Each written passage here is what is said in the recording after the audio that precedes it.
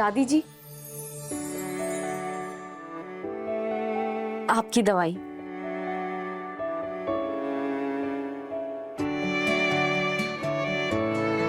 बेटा रुको।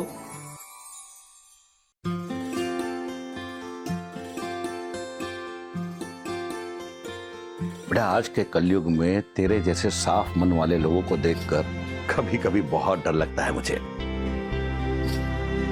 मैं सोचता हूं कि अगर तुम्हारे साथ कभी कुछ बुरा हुआ तो इंसानियत पर से भरोसा उठ जाएगा मेरा। अरे जब दादी जी, आप और हमारे कैलाश नरेश शंकरा हमारे साथ है तो हमें कुछ नहीं होगा। आप निश्चिंत रहिए। वैसे माँ ने बताया कि आज घर में क्या तमाशा हुआ।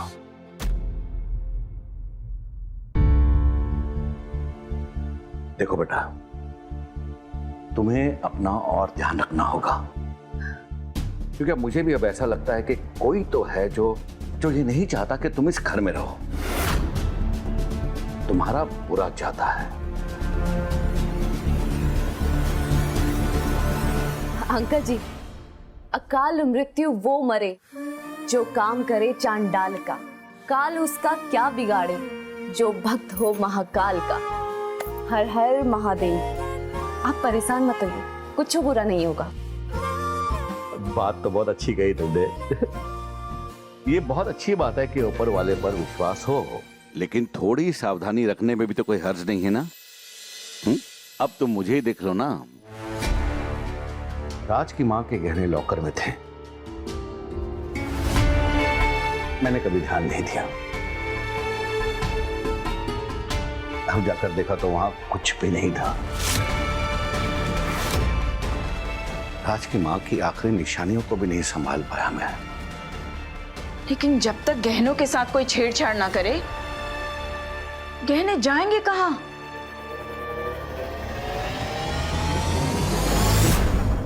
तो ये प्लान तुम्हारा था? तुमने भेजा था उस सपेरे को? यस मैडम, ये सब मैंने ही किया था। मैंने देखा कि मेरी बीवी इतनी मेहनत कर रही है, तुम्हारा वो रेवा को सांप से कटवाकर मारने का प्लान भी फेल हो गया था, तो क्यों ना तुम्हारी थोड़ी हेल्प की जाए। इसलिए मैंने खुद जाकर उस सपेरे से बात की थी, उसको रेवा की फोटो दिखाई और उसे थोड़े से पैसों का लालच देकर अपने इस ड्रामे में शामिल कर लिया। और हाँ कश्मीरा, वो जो रेवा के कमरे में सांप का पिटारा था ना, वो भी मैंने खुद रखा था ना एकदम ऑसम प्लान।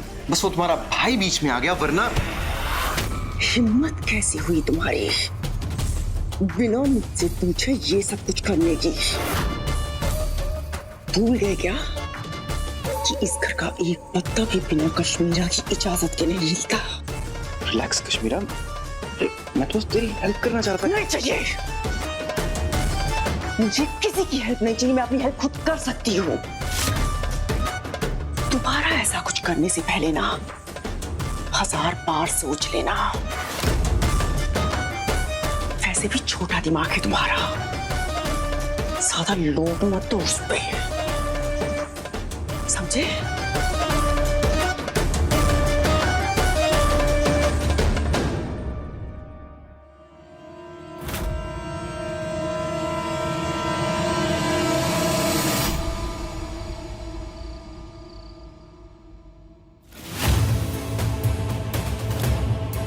कुछ टाइम पहले मैं ही रेवा को इस घर में लेकर आई थी। अब ये आपका फैसला है कि आप इसे इस घर में रखना चाहती है या नहीं। मैं एक मिनट रुकी दी माँ, इतनी जल्दी भी क्या फैसला करने की?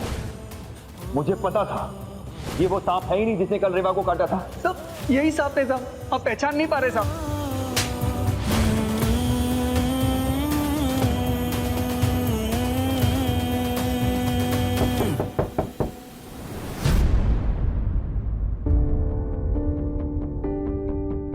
इस समय कौन हो सकता है?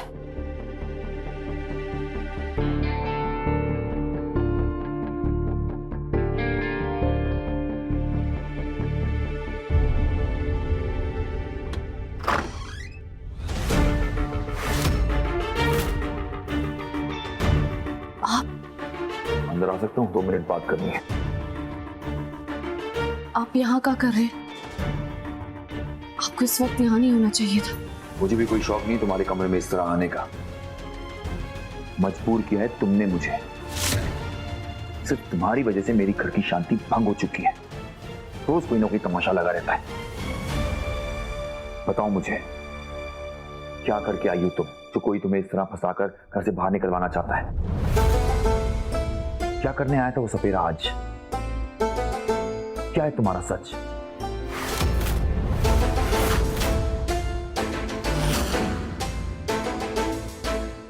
क्योंकि इतना तो मैं जान गया हूं कि जो तुम दिखा रही हो वो तुम्हारा सच नहीं है।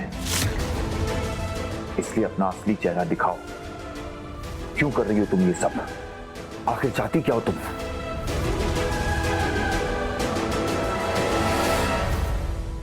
देखो, मैं अपने परिवार से बहुत प्यार करता हूं, पर अब तुम हम सबके लिए मुसीबत बनती जा रही हो। जिस दिन से यहां पे आई हो, रातों को चैन से सो नहीं पा रहा हूं मैं। जीना हराम करके रख दिया तुमने मेरा। इसलिए अच्छा होगा कि कल ही तुम ये घर छोड़कर चली जाओ यहां से।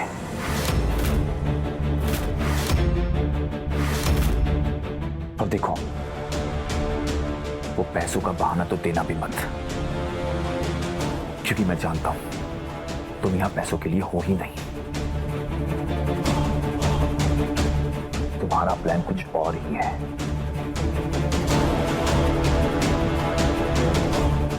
इसलिए जो भी खेल तुम खेल रही हो ना, वो बहुत जल्द मैं पता लगा लूंगा।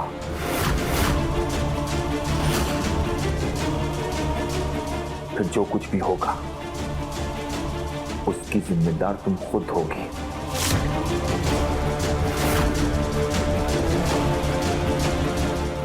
इसलिए इससे पहले कि मैं कोई एक्शन लूं, अपना बोरिया बिस्तर समेटो और निकल जाओ हम सबकी जिंदगी से दूर, बहुत दूर।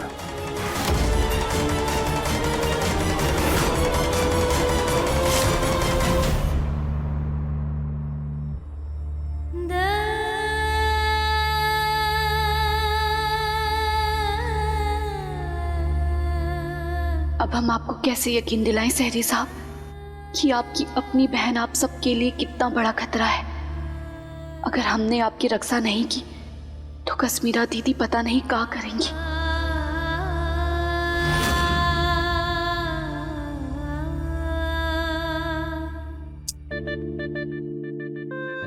ओहो, झूठ बोलूं तो मेरी ब्यूटी चली जाए। क्या कर रही हो? शादी के 1 महीने तक तो नए जोड़े की रूम से ना ऐसी चीजें गिरने टूटने की आवाजें आनी चाहिए। और तुम क्यों यहाँ बिल्कुल ऐसे सन्नाटे में खड़ी हो? क्या हुआ? और क्या करूं भाभी, राज को पता नहीं क्या हो गया है। ऐसे कटा कटा सा रहता है, जैसे कि मैं उसकी बीवी हूं ही नहीं। मतलब तुम दोनों के बीच में अभी तक कुछ भी नहीं।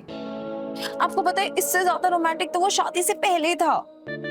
नहीं श्रुति, ये अच्छे रिश्ते की संकेत नहीं है। जितनी देर करोगी ना, मामला उतना पूरा बिगड़ जाएगा। इसलिए तो कह रही हूँ, ऐसे जल्दी करो और, है ना, राज को रिझाओ, अपना बनाओ। क्योंकि एक बार वो तुम्हारा हो गया ना, फिर मजाल है उसकी जो तुमसे दूर रह पाएगा। सच? हाँ। तुम एक काम करो, शहर के बाहर हमारा एक फार्म हाउस है, बड़ी रोमांटिक सी जगह है। तुम राज को वहां लेके जाओ। एक बार वहां जाओगी ना, फिर बार बार जाने का मन होगा। पत्थर दिल भी पिघल जाएंगे श्रुति बेगा।